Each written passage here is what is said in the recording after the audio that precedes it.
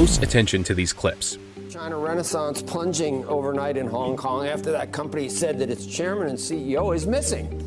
But since giving this speech that was critical of China's government, Jack Ma hasn't been seen in public, and now many are questioning, where is Jack Ma? He is being punished for speaking his mind. Ren disappeared last month. Now China says he's under investigation. He's accused of quote-unquote serious violations of discipline and law. In 2020, Jack Ma's critique of China's financial regulators sparked a tech industry crackdown. Now, Ma sits across from President Xi Jinping in a gesture of reconciliation that has sent Chinese tech stocks soaring. This meeting symbolizes a nation re-evaluating its approach to economic growth, and the shift will change China's business environment and impact its tech sector. In the next few minutes, we will uncover the implications of this high-stakes encounter and explore why it could be pivotal for understanding China's economic sector and potentially your own investment strategies. Jack Ma rose from an English teacher to one of China's leading tech entrepreneurs. However, his criticism of Chinese financial regulators at the 2020 Bund Summit in Shanghai had far-reaching consequences. In his speech, he attacked the regulators' pawnshop mentality and outdated banking rules. This prompted swift government action. We've seen a string of disappearances of high-profile business figures going back literally years. It seems like we can't go too long without another high-profile figure being disappeared.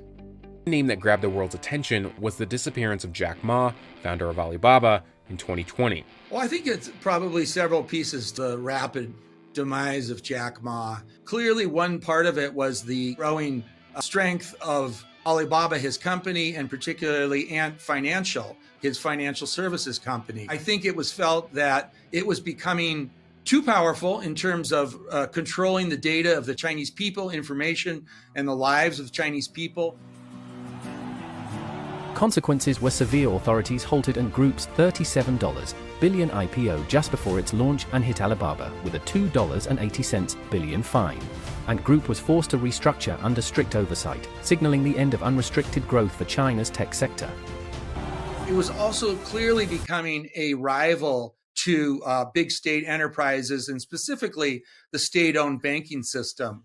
Jack Ma did not help things by his sometimes brash, outspoken personality. He directly criticized the state-owned banking sector. He described them as having what he called a, quote, pawn shop mentality. And that really ruffled a lot of feathers. So I think it was really a combination of things, real concern about the growth of Alibaba, it becoming a rival to the state-owned banking system, and also the brash character of Jack Ma rubbed a lot of regulators and very powerful people in China the wrong way. Don't forget that the rise of Jack Ma actually has a lot to do with the Chinese Communist Party and the role of government, because before Alibaba went IPO, I believe it's 2014 at the New York Stock Exchange, the key money that he received was from China Investment Corporation, which is a China sovereign wealth fund. Actually, so from that perspective, the common sense is that you don't bite the hand that feed you.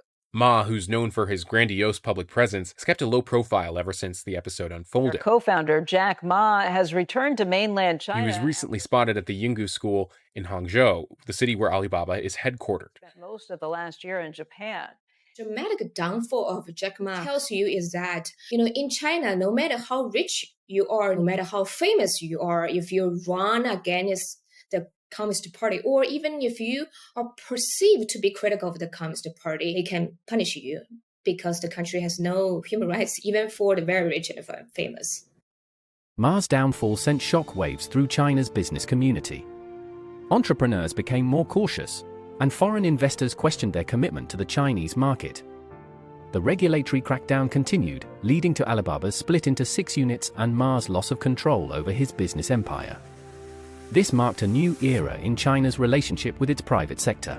In a surprising turn of events, amid China's economic challenges, with GDP growth slowing to 3% in 2022 and problems in the real estate sector, Xi Jinping showed support for tech billionaire Jack Ma. China faces significant economic issues and needs new solutions. The recent meeting with Jack Ma and other tech leaders, including executives from Huawei, Tencent, and ByteDance, marks a significant policy shift. China is now pushing harder to develop its own technology, mainly because the US is limiting China's access to important computer chips. This is different from previous policies. Now, with economic and tech challenges, the government understands the need to work with private companies while maintaining overall control. This new approach has two main goals: to boost the confidence of Chinese businesses and to demonstrate to other countries that China welcomes international business. Jack Ma's return to China helps showcase this openness, even as China builds up its own tech industry.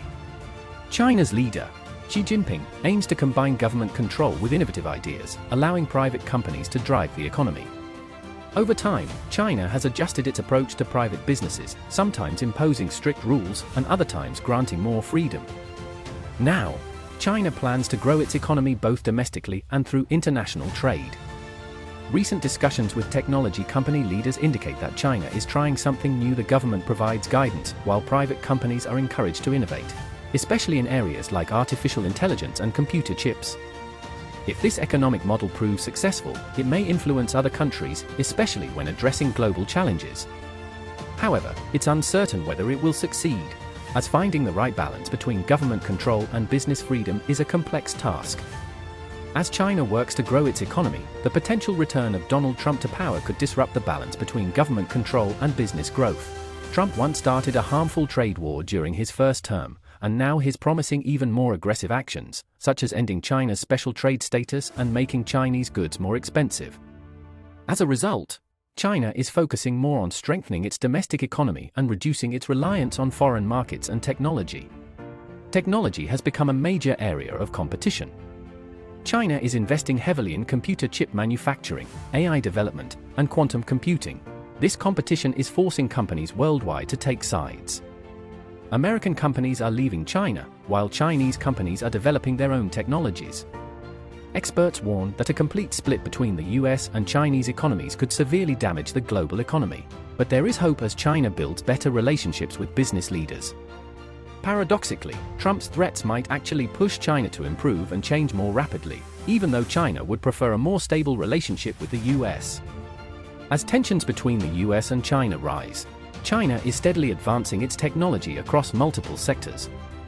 In artificial intelligence, Chinese companies are making significant progress, as demonstrated by the Doubao AI system, which rivals the capabilities of OpenAI's ChatGPT.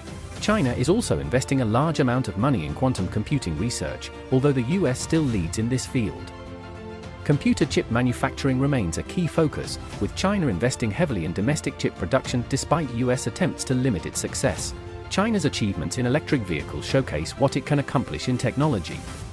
Chinese companies are now at the forefront in both innovation and global sales. This demonstrates how government support and private sector cooperation can rapidly develop an entire industry. China's tech growth is creating significant social disparities. Tech workers with specialized skills are thriving, while many ordinary workers are struggling as their traditional jobs disappear.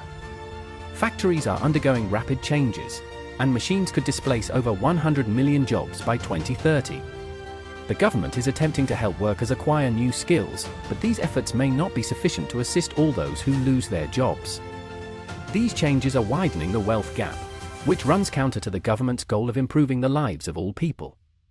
Older workers, in particular, find it difficult to keep up with new technologies, creating friction between the old and new ways of doing things. These changes have implications beyond China. The country may need to adjust its business relations with other countries.